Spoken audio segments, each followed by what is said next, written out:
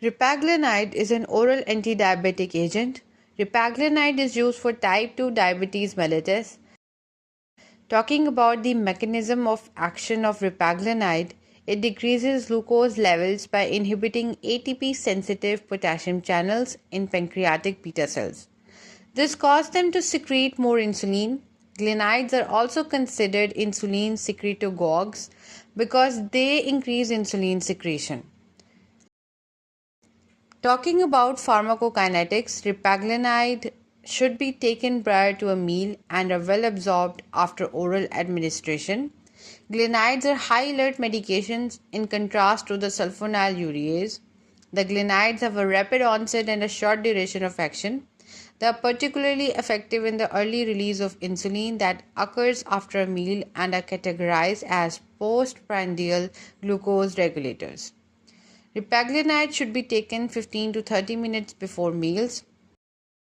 Monitor hemoglobin A1C and watch for adverse effects such as hypoglycemia, weight gain, and headache.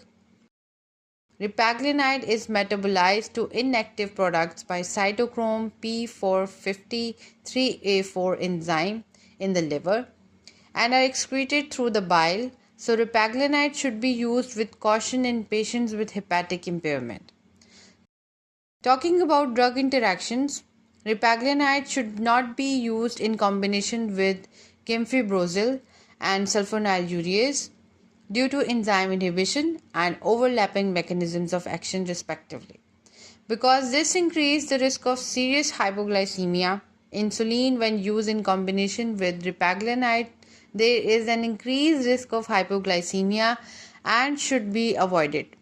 Lastly, alcohol can increase the risk for delayed hypoglycemia when taking insulin or insulin secretagogues. So that was all about clinical pharmacology of repaglinide. Hope you like this video. For more pharmacology stuff, keep sharing and keep supporting us. Thank you.